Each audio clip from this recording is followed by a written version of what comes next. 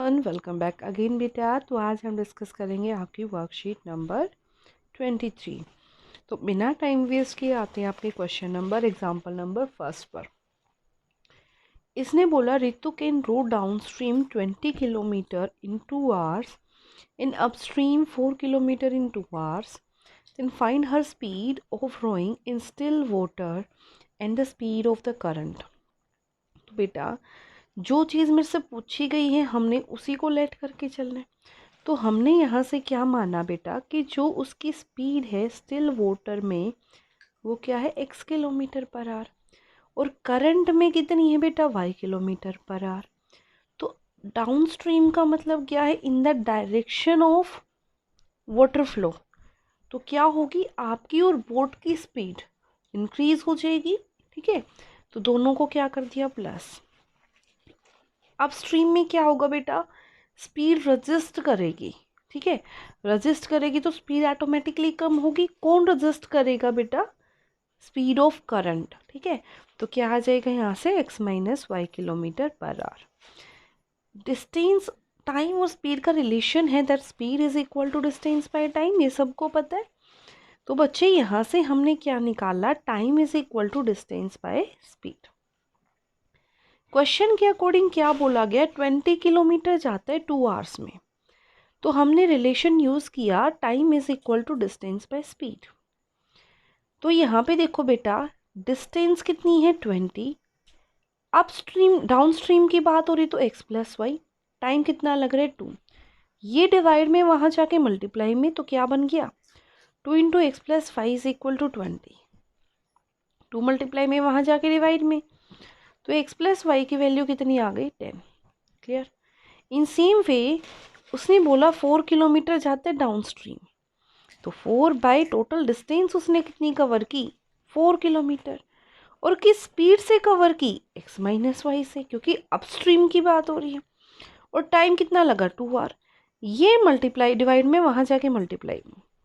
ठीक है, अब ये 2 यहाँ मल्टीप्लाई में हो गया वहाँ जाके डिवाइड में, तो क्या बना x minus y is equal to 4/2। अगर इनको मैं सोल्व करती हूँ तो यहाँ से बना y से y कैंसिल आउट, तो 2x इज इक्वल टू 12, तो x की वैल्यू आ गई 6, और x क्या था स्पीड ऑफ स्टिल वाटर, तो कितनी आ गई बेटा 6 किलोमीटर पर आवर। x की वैल्यू किसी भी एक इक्वेशन में पुट करूँगी वहाँ से किसकी वैल्यू आ जाएगी y की, तो x की जगह पे क्या पुट कर दिया 6 plus y is equal to 10, plus है वहाँ जाके माइनस, तो y कितना आ गया बेटा 10 माइनस 6 इज इक्वल टू 4। तो स्टिल वाटर में आ गया 6 किलोमीटर और स्पीड ऑफ स्ट्रीम कितनी आ गई 4 kilometre per our. Okay, next question. 8 men and 10 women can finish a piece of work in 10 days, while 6 men and 8 women can finish it in 14 days. Then find the time taken by 1 man and 1 woman alone to finish the work. 8 आदमी और 10 औरत मिलके एक काम को 10 दिन में पूरा करते हैं, जबकि 6 आदमी और 8 औरतें उसी काम को 14 दिन में ख़त्म करती हैं। तो आपने क्या बताना है कि एक आदमी और एक औरत अकेले अकेले अपने उस काम को कितने दिन में फिनिश करेंगे। तो सबसे पहले मैंने मान लिया कि x टाइम लेता है कौन, एक मैन अकेला काम करने में, और y कौन लेता है एक वूमेन। ठीक है, मेरे को एक की बात करनी है, जब 8 ले रहा था, ठीक है, टोटल कितना x। अब पहले ये क्या कर रहे थे बेटा 8 ले रहे थे, तो टोटल कितना हो गया, एक दिन का काम कितना हो गया 8/x। इसी तरीके से ये तो था आपका मेन। अब वुमेन की बात करूंगी तो टोटल कितनी है बेटा 8, सॉरी 6 आ गया था यहाँ से, नहीं 8 ही था पहले में, और यहाँ पे देखो 10, तो 10/y आ जाएगा। अब मैं एक दिन के काम की बात कर रही हूँ जो बात हुई है।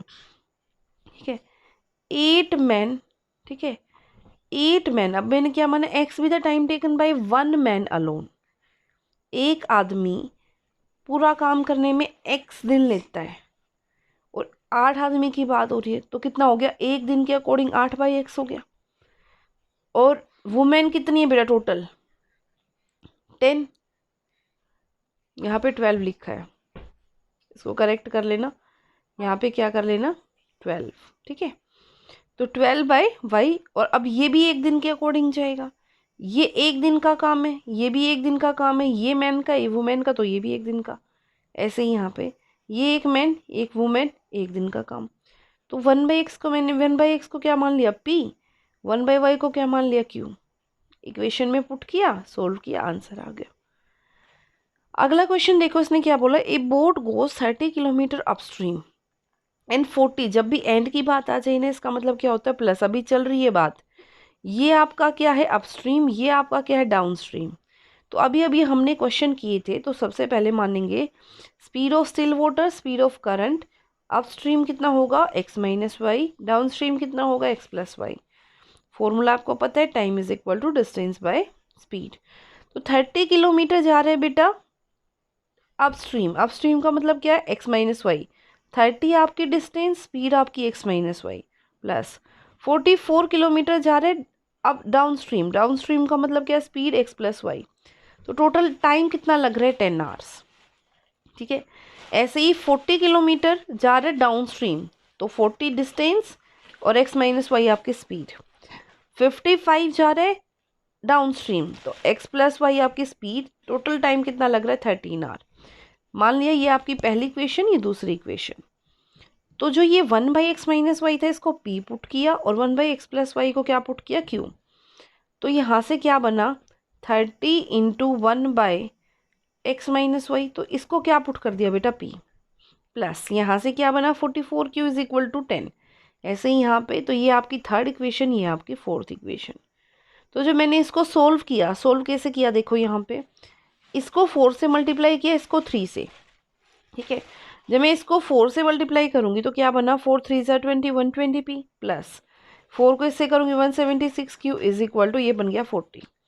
सेम जब मैं इसको 3 से करूंगी तो 120p, इसको इससे 3 से मल्टीप्लाई करूंगी 165q इज इक्वल टू 3 से करूंगी तो 39। सब्ट्रैक्ट किया, सब्ट्रैक्ट करूंगी तो साइन चेंज हो जाएंगे, जो प्लस है वो माइनस, तो ये माइनस, ये माइनस, ये माइनस, ये कैंसिल आउट हो गया।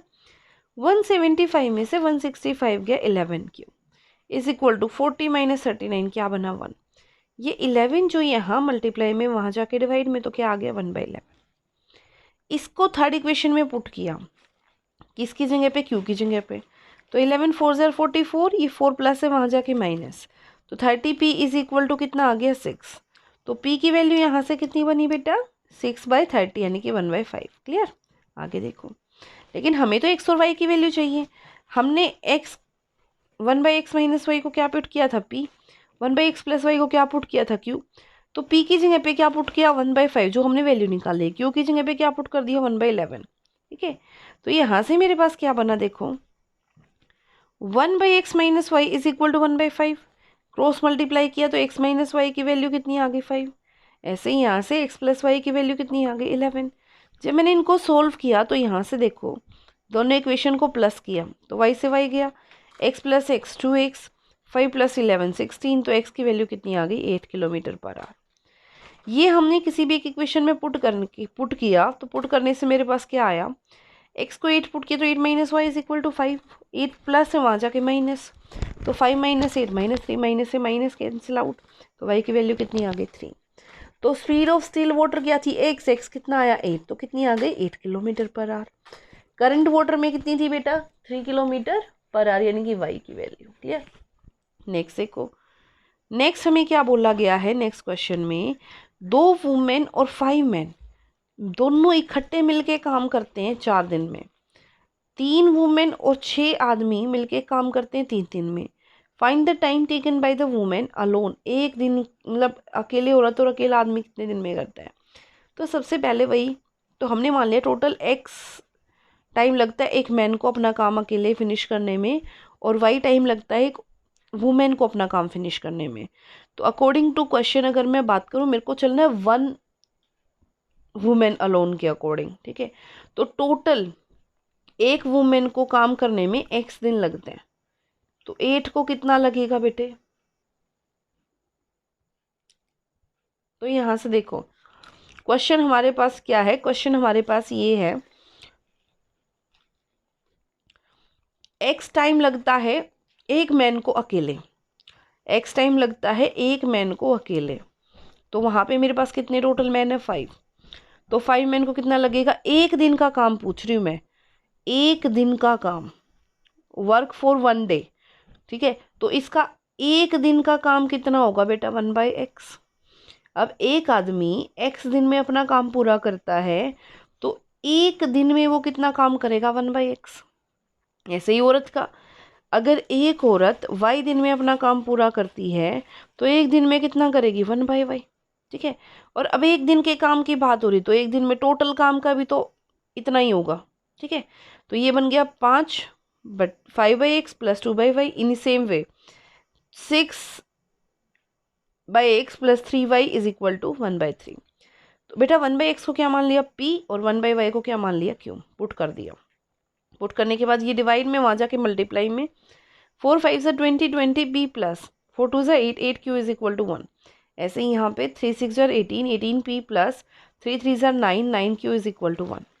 क्या किया, यहाँ पे 8 है, यहाँ पे 9, तो इस इक्वेशन को किससे मल्टीप्लाई कर दिया, 9 से। इसको किससे मल्टीप्लाई कर दिया, 8 से। तो क्या बना, जब मैं इसको 9 से करूँगी तो कितना बनेगा, 180p plus 72q is equal to 9।